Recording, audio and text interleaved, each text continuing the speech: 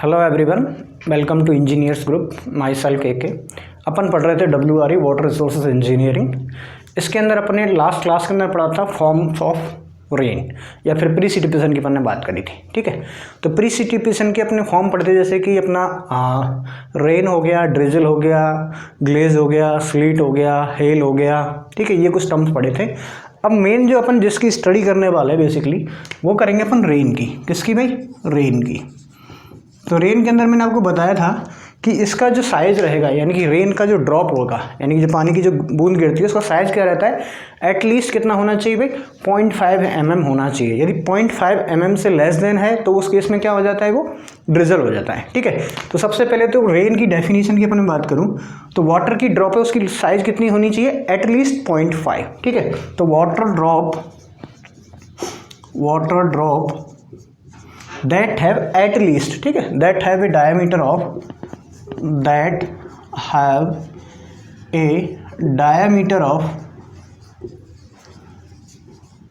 at least 0.5 mm। यदि 0.5 mm तो उसकी डायमीटर होनी ही चाहिए, तभी अपन उसको क्या करेंगे, रेन ड्रॉप का नाम देंगे। ठीक, फिर अपन जैसे कैलकुलेट करते हैं अपन depth of rainfall.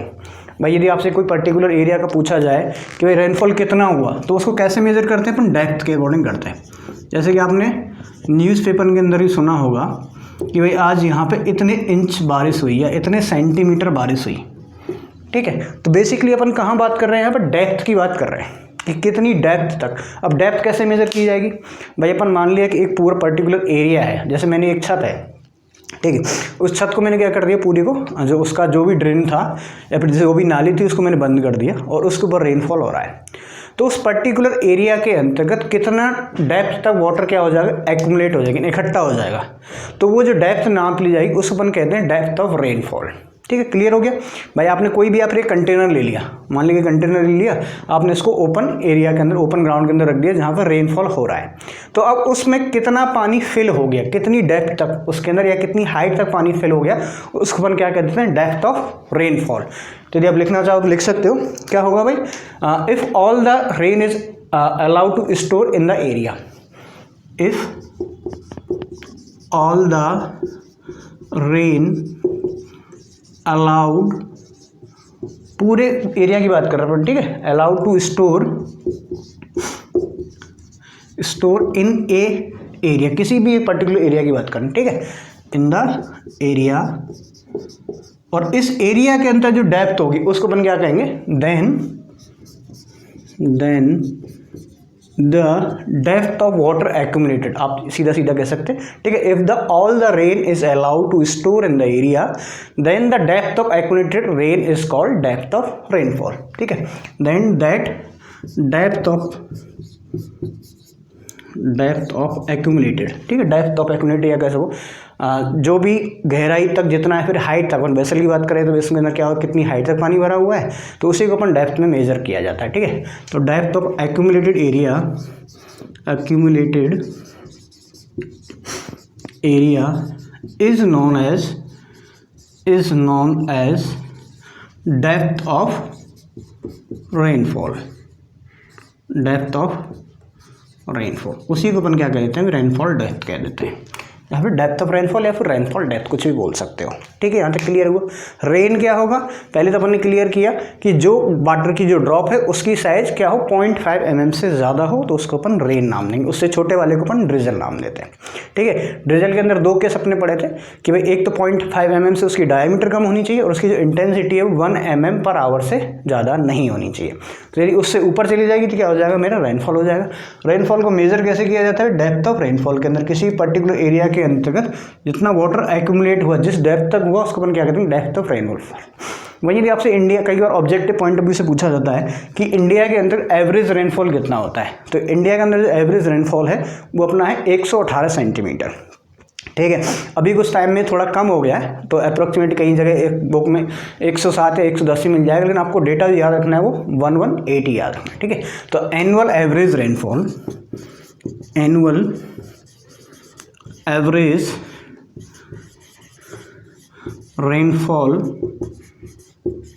of India of India is 118 centimetre, 118 centimetre है। अभी एवरेज एनुअल रेनफॉल क्या होता है, मैंने लास्ट क्लास में एनुअल एवरेज रेनफॉल। यदि अपन बात करें एनुअल रेनफॉल की, यानी एक साल के अंदर कितना वाटर मतलब डेप्थ हुआ, कितनी बारिश हुई, उसको सबको जोड़ दिया जाए जितनी डेप्थ को, तो क्या होता है एनुअल हो जाता है। एवरेज निकालने का अपन क्या करते हैं 35 ईयर्स का डेटा लेते हैं, उसका जो एवरेज होगा वो क्या कहलाएगा एनुअल एवरेज रेनफॉल। उसी के अकॉर्डिंग अपन ने कैलकुलेट किया हुआ है कि इंडिया के अंतर्गत कितना होता है। ठीक है। नेक्स्ट अपन बात करते हैं कि जो रेन है, ठीक है, उसको हम 3 कैटेगरी के अंदर डिवाइड करते हैं इंटेंसिटी के अकॉर्डिंग, यानी कितनी बारिश हो रही है। जैसे कई बार कहा जाता है भाई लाइट रेनफॉल हो रहा है या फिर मॉडरेट हो रहा है या फिर उनके हैवी रेन हो रखी है, तो इसको किस क्राइटेरिया के ऊपर डिपेंड किया जाता है, तो इसको अपन क्लासीफाई कर सकते हैं एज पर इंटेंसिटी। तो एज पर इंटेंसिटी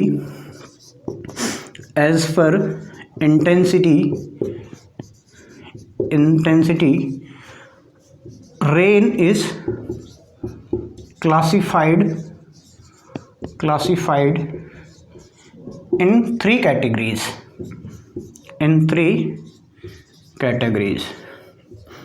ठीक है। तो 3 कौन कौन सी कैटेगरी हैं उनके अपन बात कर लेते हैं।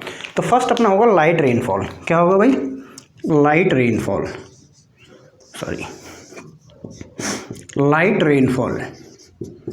अब लाइट का मतलब क्या हो गया, यानी कि कम है।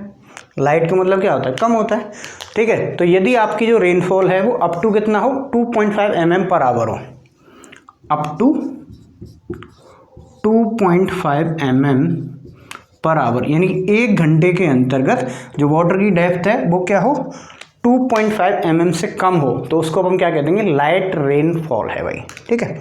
नेक्स्ट अपन बात करते हैं मॉडरेट, यानी कि मीडियम, या तो मॉडरेट कह लो या फिर मीडियम बात कर लो, ठीक है।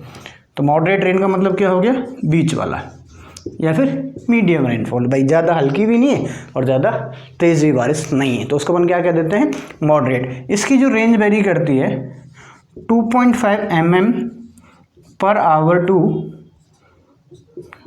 7.5 mm पर आवर। यदि इसकी इतनी डेप्थ यदि 1 घंटे के अंतर्गत बारिश हो रही है तो उसको मैं क्या कह दूंगा भाई, मॉडरेट रेनफॉल कह दूंगा। वहीं यदि अपन बात करें हैवी रेनफॉल की,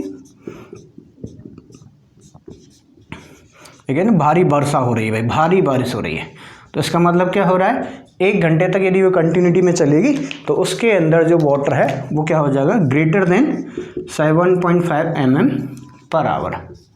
यदि इससे ज़्यादा बारिश हो रही है तो उसको अपन क्या कह देंगे भाई, हैवी रेन हो रखा है, ठीक है।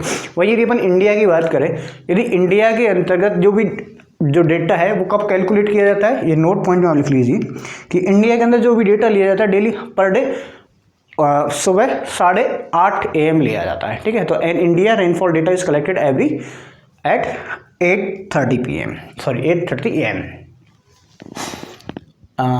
Data is collected at 8:30 AM in India. जैसे कि आप आज की बात कर रहे हो, आज आप लेके आए डेटा और कल सुबह जाके आप 8:30 बजे डेटा लोगे, तो 24 घंटे के अंदर कितना रेनफॉल हुआ उसको आप कैलकुलेट कर लोगे।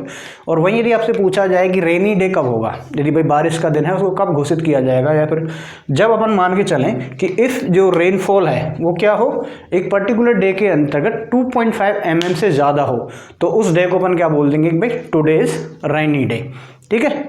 आज बारिश वाला दिन है। यदि 2.5 से कम हो रही है तो इसका मतलब वो रेनी डे नहीं रहेगा, ठीक है। बारिश कम हुई है लेकिन उसको उसकी कैटेगरी के अंदर नहीं रखेंगे, ठीक। तो ये तो अपना सिंपल सा डाटा था रेन के बारे में, अपन ने यहाँ पे पढ़ा कुछ मैंने भाई रेन होता क्या है, ठीक है, उसको कौन सी कैटेगरीज के अंदर डिवाइड करते हैं, एवरेज एनुअल फॉल कितना है इंडिया के अंदर, कुछ डेटा भी था अपने पास यहाँ पे डेटा। ये कई बार ऑब्जेक्ट में ये भी पूछा जाता है कि कितने बजे लिया जाता है, ठीक है, रेनी डे के लिए क्या डेफिनेशन है, तो ये छोटा छोटा सा टॉपिक था यहाँ पे। नेक्स्ट अपन बात करते हैं, देखो अब जो रेनफॉल होता है वो कैसे होता है, टाइप्स ऑफ रेनफॉल की अपन यहाँ बात करेंगे। तो अभी अपन बात करते हैं टाइप्स ऑफ रेनफॉल बात कर लो, ठीक है, या फिर प्रिसिपिटेशन की बात करें।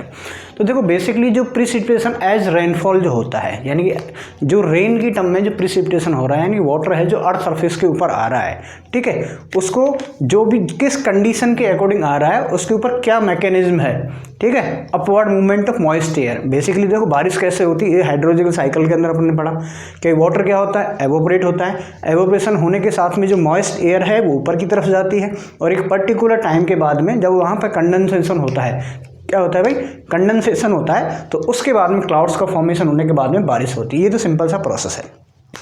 तो अब जो ये मॉइस्ट एयर का जो मूवमेंट हो रहा है अपवर्ड डायरेक्शन के अकॉर्डिंग, ठीक है, इस मैकेनिज्म के ऊपर अपन क्या करते हैं, रेनफॉल को 4 कैटेगरीज के अंतर्गत डिवाइड करते हैं। ठीक है, कि कौन कौन से रीजन्स हैं, या तो अपन ऐसे बात कर लेंगे कौन कौन से रीजन है जिसकी वजह से बारिश होती है, या फिर अपन बात करें कि जो मॉइस्ट एयर है जो ऊपर अपवर्ड डायरेक्शन के अंदर जो मूवमेंट कर रही है वो किस मैकेनिज्म के थ्रू कर रही है। ठीक है, ये सारी बातें अपन करते हैं। तो उसके अकॉर्डिंग रेनफॉल को 4 कैटेगरीज में डिवाइड किया हुआ है। एक तो होता है अपना क्या, कन्वेंशनल रेनफॉल। क्या होता है भाई, एक होता है अपना कन्वेंशनल रेनफॉल, सेकंड होता है अपना ऑरोग्राफिक रेनफॉल, एक होता है अपना फ्रंटल, और एक होता है अपना साइक्लोनिक। ठीक है, तो ये 4 तरह से क्या होता है, रेनफॉल होता है। तो जैसे मैं फर्स्ट में बात कर रहा हूँ कन्वेंशनल रेनफॉल की, तो देखो बेसिकली कन्वेंशनल रेनफॉल जो होता है वो होता है टेम्परेचर डिफरेंस की वजह से। क्या होता है भाई, टेम्परेचर डिफरेंस की वजह से होता है। जैसे मैंने मान लिया कि एक पर्टिकुलर एरिया है, जैसे कि अपन बात करते हैं सी है, कोई भी एक सी है, तो सी मतलब समुद्र है, ओशियन है। ठीक है, तो वहाँ पे जैसे ही सनलाइट आएगी, अब सनलाइट आएगी तो क्या होगा भाई, टेम्परेचर वहाँ का क्या हो जाएगा, ज़्यादा हो जाएगा, और वाटर क्या करने लगेगा, मेरा एवोपरेट होने लगेगा। या फिर मैं बात करूँ कोई फॉरेस्ट एरिया है, ठीक है, उस फॉरेस्ट एरिया के अंतर्गत क्या होंगे, पेड़ पौधे होंगे, तो पेड़ पौधे के अपना जो उनका एवोपो ट्रांसपिरेशन होता है। ठीक है, ट्रांसपिरेशन क्या होता है, जो वेजिटेशन की वजह से जो एवोपरेशन उसको क्या कहते हैं, ट्रांसपिरेशन। ठीक है, तो वो एवोपो ट्रांसपिरेशन की वजह से जो एयर है, जो वाटर है वो क्या हुआ, एवोपरेट हुआ, तो क्या हुआ, अल्टीमेटली जो अर्थ की जो सरफेस है वो क्या कर गई, हीट कर गई। अब अर्थ की सरफेस हीट करेगी तो इसके ऊपर क्या होगा, यहाँ पे टेम्परेचर राइज होगा, और जो भी एयर होगी वो क्या हो जाएगी, हॉट हो जाएगी, और हॉट एयर होगी तो क्या होगा, जैसे एयर का टेम्परेचर बढ़ेगा तो क्या हो जाएगी, हल्की हो जाएगी। अब तो क्या होगा, ये जो पूरा जो मॉइस्चर है, मतलब पूरा जो एयर का जो पूरा स्टेबिलिटी बनी हुई थी वो क्या हो जाएगी, डिस्टर्ब हो जाएगी। ठीक है, तो ये जो वर्टिकल इनस्टेबिलिटी आई है इसकी वजह से क्या होगा, हॉट एयर है वो ऊपर की तरफ जाएगी, और जो मॉइस्ट एयर है वो नीचे की तरफ आएगी, वो भारी होती है। तो ये प्रोसेस लगातार कंटिन्यूसली चलता रहेगा। फिर जो मॉइस्ट एयर है ऊपर जाके क्या हो जाएगी, ठंडी हो जाएगी। भाई ऑब्वियसली क्या होता है, जैसे जैसे अपन टेम्परेचर ऊपर की तरफ जाता है तो वहाँ पे टेम्परेचर क्या डाउन होता हुआ चला जाता है। जैसे अपन ने पढ़ा भी है कि 165 मीटर ऊपर जाने पर 1 डिग्री सेल्सियस का टेम्परेचर क्या हो जाता है, डाउन हो जाता है स्ट्रेटोस्फेयर के अंतर्गत। ठीक है, तो जैसे जैसे मैं बात करूँ डेफिनेशन की, तो कन्वेक्टिव, इसको समझने आए, कन्वेक्टिव का मतलब क्या होता है, टेम्परेचर डिफरेंस का है।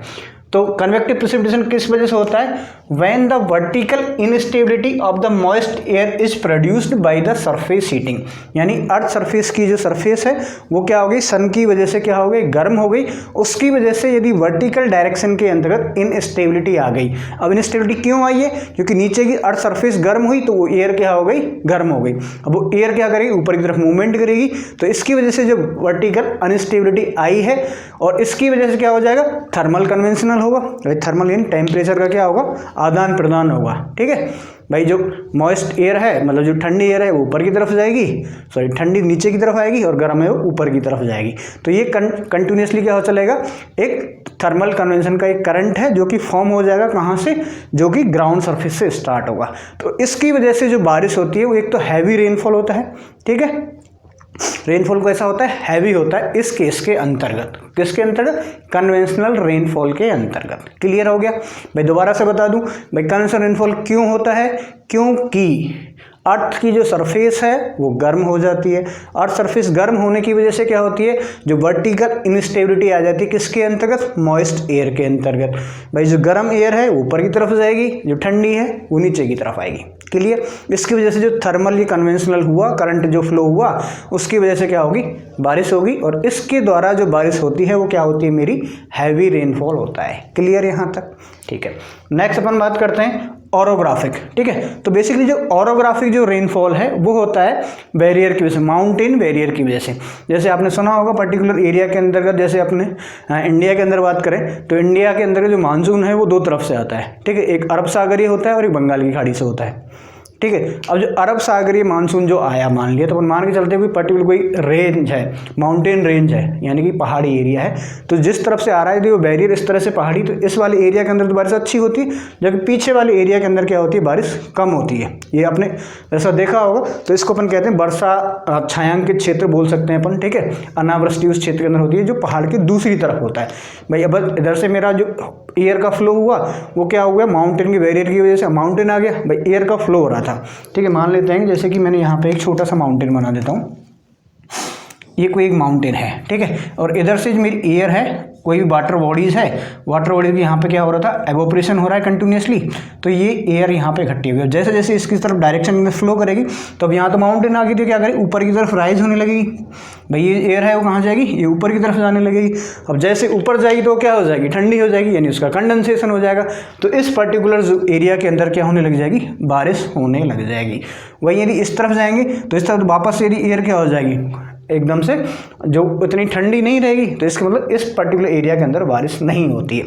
तो आपको क्या याद रखना है कि जो ऑरोग्राफिक रेनफॉल है किसकी वजह से हो रहा है, माउंटेन बैरियर की वजह से, यानी जितने भी माउंटेन हैं वो क्या कर रहे हैं, इस हवा को क्या कर रहे हैं, सीधे फ्लो होने से रोक रहे हैं, तो ये क्या करेगी, ऊपर की डायरेक्शन में ऊपर की तरफ चढ़ जाएगी, और वहाँ क्या हो जाएगा, अगेन कंडेंसेशन होगा और प्रिसिपिटेशन हो जाएगा, ठीक है। तो it is cause by the accent of air from the large water bodies force by the mountain barriers, ठीक है। अब इंडिया के अंदर बात करूं या फिर वर्ल्ड की अपन बात करें, तो मोस्ट ऑफ द प्रिसिपिटेशन होता है वो किसकी वजह से होता है, ऑरोग्राफिक रेनफॉल के अंदर होता है।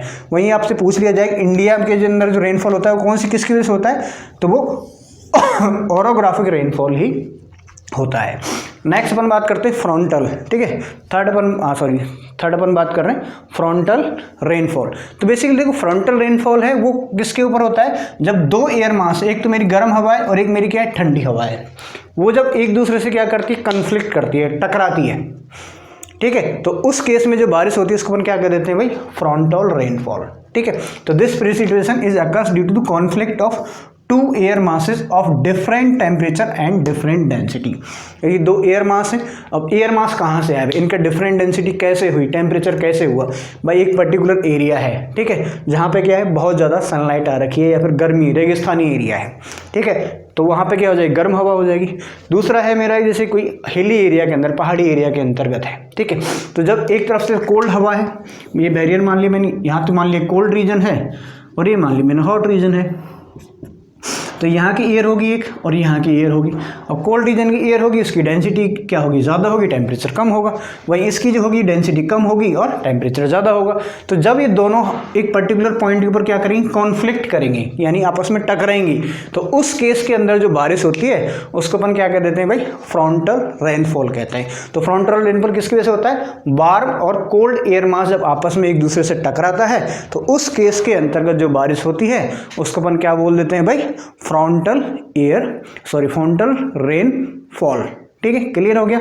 नेक्स्ट अपन बात करते हैं fourth one is cyclonic rainfall.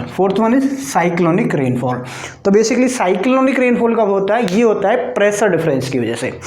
भाई ये किसकी वजह से होता है, प्रेशर की डिफरेंस की वजह से। अब जैसे पर्टिकुलर एरिया के अंतर्गत मैं बात कर लेता हूँ, कोई जैसे आपने सुना होगा आंधी तूफान आते हैं, वो कब आते हैं, जब किसी एक पर्टिकुलर एरिया के अंदर लो प्रेशर जोन बन जाता है। क्या बन जाता है भाई, एक पर्टिकुलर एरिया के अंदर क्या बन गया, लो प्रेशर जोन बन गया। अब वो किसकी वजह से बना, या तो कोई ज़्यादा टेम्परेचर राइज हो गया, तो हल्की एयर हो गई ऊपर की तरफ से लगी, तो वो पर्टिकुलर एरिया खाली हो गया, तो नहीं वहाँ पे क्या हो गया, प्रेशर कम हो गया। तो अब उस केस में क्या होगा, जो हाई प्रेशर जोन है, चारों तरफ जो हाई प्रेशर जोन है, वहाँ से जो एयर है वो हॉरिजॉन्टली क्या करेगी, मूव करेगी। क्या करेगी भाई, हॉरिजॉन्टली क्या करेगी, मूव करेगी हर डायरेक्शन से, ठीक है, चारों तरफ से आएगी भाई। पर्टिकुलर एक जोन है वो बीच के अंदर प्रेशर वहाँ पे कम हो गया, तो हाई प्रेशर से क्या करेगी, लो प्रेशर से एयर हॉरिजॉन्टली क्या करेगी, एक तरफ पर्टिकुलर मूव करेगी वहाँ पे एक पर्टिकुलर एरिया के अंतर्गत। अब जब ये हॉरिजॉन्टल मूवमेंट से जो रस ज़्यादा बढ़ जाएगा, ठीक है, तो क्या होने लग जाएगा, वहाँ पे आप एक ये जो एयर है वो क्या करने लग जाएगी, घूमने लग जाएगी, यानी कि रोटेट करने लग जाएगी, ठीक है। अब इस रोटेशन को अपन क्या कर देते हैं, वहाँ पे एक पर्टिकुलरली एक साइक्लोन का फॉर्म हो जाता है, ठीक है। तो जितने भी हैरिकेन्स होते हैं या फिर टाइफून्स होते हैं वो किसके एग्जाम्पल है, साइक्लोन के ही एग्जाम्पल है।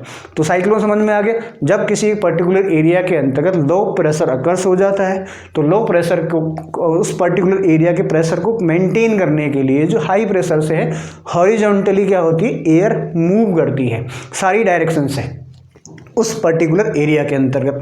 अब उस पर्टिकुलर एरिया के अंदर आएगी तो एयर क्या करेगी, ऊपर की तरफ लिफ्ट करेगी। अब एयर लिफ्ट करेगी तो वो क्या है, एयर क्या है, मॉइस्ट एयर है। मॉइस्ट एयर ऊपर जाके क्या हो जाएगी, वही अगेन कंडेंसेट हो जाएगी। अब जैसे ही कंडेंसेशन उसका हो जाएगा तो क्या होने लग जाएगी, वहाँ पे बारिश होने लग जाएगी। ये मेरा क्या होता है, साइक्लोनिक रेनफॉल होता है। तो मैंने लिख दिया यहाँ पे, किसकी वजह से होता है, प्रेशर डिफरेंस की वजह से। This is the result of lifting of air masses due to the pressure difference. यदि प्रेशर डिफरेंस की वजह से जो एयर मास ऊपर की तरफ लिफ्ट कर गया है, उसकी वजह से जो बारिश होती है उसको अपन क्या कह देते हैं, साइक्लोनिक रेनफॉल कह देते हैं। ठीक है, कैसे बनता है भाई, कोई लो प्रेशर जोन बना, वहाँ पे हॉरिजॉन्टल डायरेक्शन से सारी हवा एक साथ आएगी, तो वहाँ पे क्या हो जाएगा, एक रस हो जाएगा।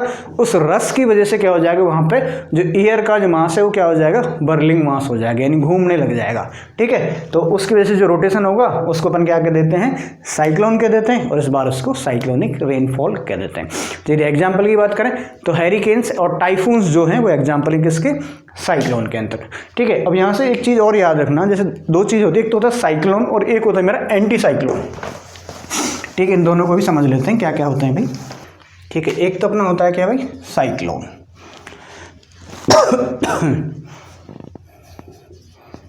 और एक होता है अपना एंटी साइक्लोन। दोनों के अंदर डिफरेंस क्या है वो समझते हैं पहले तो। ठीक है, साइक्लोन और एंटी साइक्लोन। तो सबसे पहले जब अपन बात करते हैं जो साइक्लोन होता है, तो साइक्लोन के अंदर जो लो प्रेशर जोन होता है वो कहाँ होता है, सेंटर के अंदर होता है। यानी सेंटर के अंदर तो प्रेशर कम रहेगा और उसके साइडों में प्रेशर क्या रहेगा, ज़्यादा रहेगा। ये तो पहली चीज़ याद रखनी है। यानी कि लो प्रेशर कहाँ रहता है, सेंटर के अंदर, इसके अंतर्गत low pressure in centre, low pressure in centre, तो दैट इज कॉल्ड साइक्लोन। वहीं यदि इसका उल्टा कर दिया जाए, यानी कि हाई प्रेशर सेंटर में है और बाहर पे क्या है, लो प्रेशर है, तो उसको अपन क्या कह देंगे भाई, एंटी साइक्लोन। तो high pressure in centre, high pressure in centre, तो वो अपना क्या हो जाएगा भाई, एंटी साइक्लोन हो जाएगा।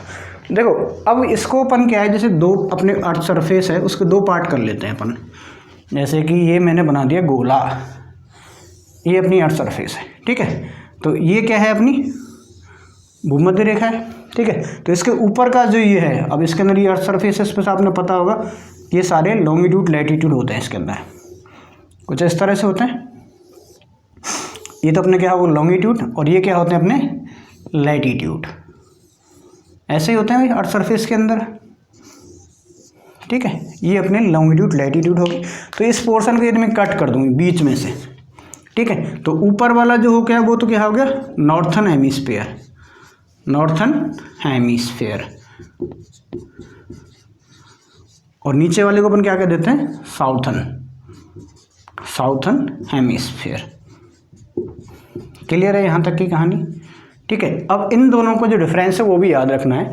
यदि मैं डायरेक्शन की बात करूँ साइक्लोन की, यदि मैं साइक्लोन की डायरेक्शन की बात कर रहा हूँ, एक तो चीज़ मेरे को पता लग गया कि लो प्रेशर कहाँ रहेगा, सेंटर के अंदर।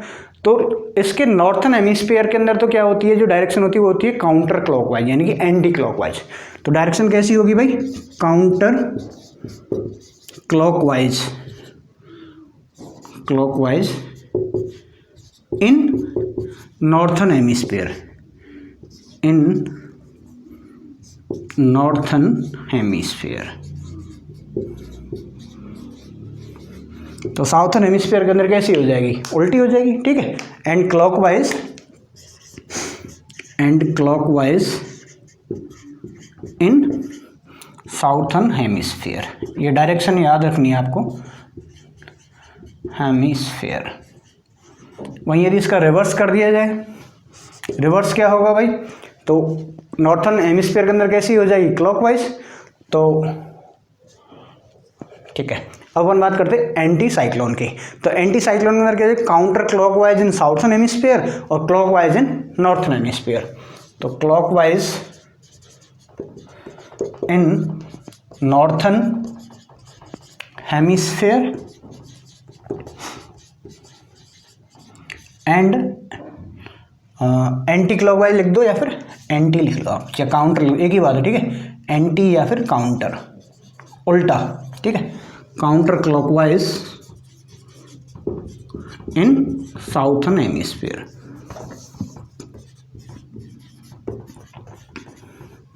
ये दोनों भी डायरेक्शन भी अपन को याद रखनी है, साइक्लोन की और एंटी साइक्लोन की।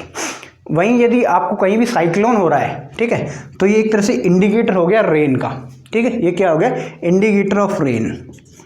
क्यों हो गया भाई, यदि साइक्लोन आएगा तो सीधी सी बात है क्या होगी, बारिश होगी। जैसे आपने कई बार देखा होगा कि अपने जो भी खाड़ी एरिया होते हैं, जैसे अभी कहीं पे ताउते आया था तूफान, ठीक है, तो ये तूफान ही क्या होता है, एक तरह साइक्लोन ही होता है, ठीक है, चक्रवात जिसको अपन बोल देते हैं, ठीक है। तूफान तो एक अलग डेफिनेशन हो गई, तूफान तो एक तरह से आंधी का ज़्यादा बड़ा रूप हो गया, ठीक है, बहुत ज़्यादा तेज़ी से हवा आ रही है तो उसको अपन क्या कहते हैं, तूफान कह देते हैं। तो जहाँ भी चक्रवात होता है उसको अपन क्या कह देते हैं, साइक्लोन, ठीक है।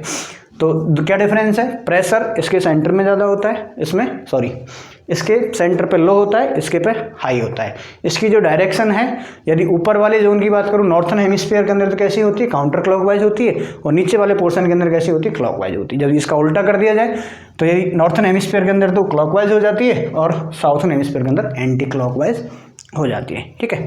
तो आज की क्लास में सिर्फ इतना ही, बाकी अपन मिलते हैं नेक्स्ट क्लास के अंदर। Thank you very much.